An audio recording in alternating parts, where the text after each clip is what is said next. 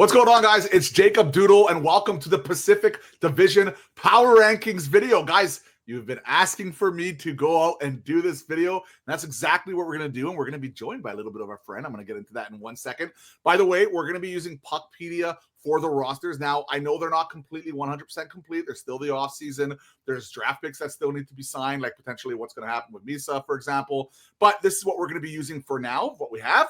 And let's get straight into it. But first, we have our good friend here, Corey, once again at the Canucks News Summaries. How's it going, man? I'm happy to be here. Hey, man, thanks so much for joining us. And this is going to be a fun little video. So this was last season's standings. You can see the Vancouver Canucks had the 90 points. We missed the playoffs by like 6-7 points because of the whole tiebreaker situation. Considering how bad the season was, you know, it didn't look so bad when it comes to the actual standings part of it. And, of course, this is the wild card. The Minnesota Wild and Blues had 97, 96 points, respectively. But we're going to start off where we think potentially is going to be the worst team, unfortunately, in the division, and that is going to be the San Jose Sharks. Now, what do we have here? Corey, you wanted to talk about the Sharks. I like the Sharks. I like what Mike Greer has done. I think they're going to be a much improved last year. They're still going to be the worst team in the division, but their defense has actual NHL caliber defensemen on it now, and they're going to have Askarov in net all year, and Nedeljkovic is a good backup. Like, they're going to be more competitive. They're still going to lose a lot, but they're a far more competitive team. Yeah, and of course, you know, Celebrini is an absolute monster. The sky's the limit for him. And Eklund was decent for them last year. Smith, great young player. Toffoli's a decent veteran. Like, they have pieces there for sure. Obviously, their defense needs a ton of work, but they have draft picks and they have really good young players coming up that potentially could be on the team this year by the actual start of training camp, or maybe not. Also, I'm curious how Askarov does this year. It's going to be actually kind of interesting. But we both have them ranked at the bottom, right? Yeah. All right, so the next team we're going to be going over is the Kraken. So the Kraken, what do you think about the Kraken this year? I don't. They don't do a lot to improve their team, and so I put as much thought into them as well. Yeah, and the thing about the Kraken is, like, they have real talented players, but I don't see that, like, absolute omega superstar. Like, you don't see that guy. Like, McCann's really good, and Beniers is really good, and Kako, you know, when he came over to Seattle, he played pretty well for them. Eberle is a good veteran, right? And their defense, like, Dunn is good, and, you know, Montour actually had a pretty good season for him, for the Kraken. So, like, I just feel they're just kind of there. I agree with you. I just don't think they've improved that much. I'm curious how good Stevenson's going to be this year, because he kind of didn't have the best season last year. Didn't. I'm really curious to see if he's going to have a bounce back. Yeah, I doubt it, because he was already trending down the season before. Like, to me, this is more of just it's going to keep going down for him, or, you know, best case scenario for them, they hold it. But yeah, I have them 7th. Yeah, and same with me. We have them in the same spot. All right, the Anaheim Ducks. By the way, we're going through these teams. Does not mean that's where we're going to put them, or I'm just putting them because this just happens to be this way. What a coincidence. Unbelievable. All right, the Anaheim Ducks, I think out of all the pure talent-wise, they have the potential to upset people, like be very decent next year.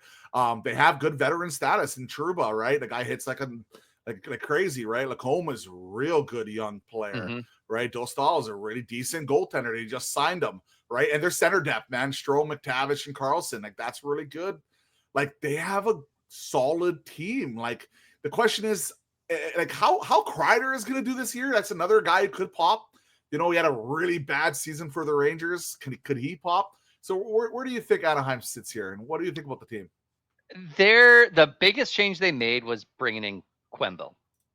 And so that's going to be the absolute, like, X factor for how much feeling out is there going to be. They've been very hot and cold. They've started, like, years insanely hot, looking like they've taken a huge step and then just fallen off. I could see that happening again. I could see them starting out really slow and adjusting and figuring out how to play right, and then getting hot at the end of the year. I'd still put them like 6th, just because I don't think there's going to be a consistency there. Yeah, and I agree with you. I actually have Anaheim in that spot too, but they could jump a team like Calgary, and some people think even Vancouver. Yeah, they could. But now this is where things get interesting. And we'll tell you guys, by the way, where we're going to be putting the Vancouver Canucks near the middle to the end here, just to keep some kind of fun suspense. So the next team we're going to cover here is the Calgary Flames. Now, the Flames are a very interesting team because I would say last season they probably overachieved. I don't think people thought they were going to be as good. But, Kadri had a nice bounce back season. Huberdeau had a nice bounce back season. Zari's decent. Coronado had a really nice year. They picked up, Frost and Farabee. They were, I would say, from what I remember, I don't think they were that great. Like, they were okay. Frost is right? Okay. Farabee has been bad. Yeah. Obviously, they have a superstar goaltender potentially in Wolf, who's I've just been very much impressed. But it's that defense, and Anderson's he's real good. But the question is, and Uyghur obviously is real good, but Uyghur's can the really rest good. kind of hold up? Like the Val contract was pretty wild. Like it's just they're good, but are they good enough to be better than, say, a team like the Kings or Vancouver, Edmonton, the Knights? Like it's around that. Even Anaheim. Like what do you think? I think they're probably going to be roughly around the same as they were last year in terms of just like, sheer, they win by sheer stick-to-itiveness. Like they just play as a team. They like playing together and they work really hard. But, Anderson is on his way out. Like he's not going to re-sign and they're going to have to trade him. And like, I'm really curious to see how they're actually going to end up playing as a team. The next team we're going to be talking, and by the way, we have them in the same spot. The next team we're going to talk about is the Los Angeles Kings. I'm looking at that roster, and this is where we kind of differ. I think this is a really good hockey team. Now, their defense obviously needs some work still, but Clark had a really good season for the Kings. And, he's a young player. He actually got a bit of an opportunity there. Drew Doughty's old, but he's still solid. He might even make that Canadian Olympic squad still, which is kind of crazy. But can he stay healthy? Like Mikey Anderson, like there's good players. And then obviously at center, like Kopitar, he's getting old, but it's Kopitar. He's still amazing. But this could be the last season we see of Kopitar. It's actually kind of interesting. And Byfield, just Fiala, like there's a good, clean, balanced roster there. So I'm curious to think what you think about this team. I don't think they're going to make the playoffs. Whoa, hot take. That's my big hot take with them. I think Kemper is going to regress. I think the defense is going to have trouble moving the puck with Dumoulin, Edmondson, and Ceci. I don't actually think Clark had that good of a year last year. I think that's why they went out and signed two defensemen to kind of insulate him. I think Doughty showed his age, especially after a major injury, and now he's about 450 years old. I don't think the offense has enough pop. I don't think they have Kopitar and Deneau, and even they're questioning whether Byfield is actually a center or not. So I think there's a lot of questions about the Kings and whether they can generate enough offense. That's going to be almost very similar to the Canucks last year. It's just without any of the drama. Yeah, it's going to be an interesting team to watch for sure. By the way, I'll tell you where we're going to have them at the end there, because it actually does matter very much so. The Edmonton Oilers, that's not really too much to talk about, except for the fact that they're running back a pretty good team. Savoy should get a shot, but like we've seen the Oilers, they're going to just do the same thing they do at the deadline. They're going to pick someone up. And they obviously lost Kane from this roster. He went to Vancouver. And Arvidsson as well. And Arvidsson, but I think they're still going to be really good. Every time I underestimate the annoying ass Oilers, they always seem to show off. So they McDavid and Dry, like they're going to be good. So really not. And Hyman hopefully stays healthy, and of course he has a bounce back season, which I think he will. I just can't see him having another god awful year like he had last year, or for his standards, I would say. For his standards. But the goaltending situation, that's still That's Yeah, more but it doesn't. playoffs. Yeah. Yeah, exactly. It doesn't matter as much in the regular season. It's always like defense. The big question for me is like, is Ekholm going to be okay? Or Mhm. he looked really hobbled for a big chunks of the playoffs. When Mhm. he was able to play, is that actually going to carry over the years? It's just now the injuries and age have caught up with them, and if that's true, then they don't have a lot to fall back on beyond that. Mhm. But their floor is basically always going to be second in the division when you have McDavid and Draisaitl. As long as they're healthy, Yep. they can just command how Yep. They how can they carry the want load. to do. Yeah, Yeah, totally. and also Bouchard, he's a really, really good player, and Oh, he he just fits in keeps perfectly. showing that, like defensively, he's not the best player in the world, but you don't have to be everything. And offensively, he's really talented. He's good passing the puck too, which is kind of nice. And then, so I have the Edmonton Oilers actually, second Yeah, near the me too. top is where I put them. But the team at the top of the standings here. Oh boy, the Golden Knights, they're stacked, man. Like I think this team is so good. I guess center position, they're amazing, but it's not like there are better center groups out there. But Hurdle, Hurdle. Carlson, solid, and then Eichel's an Eichel. absolute monster.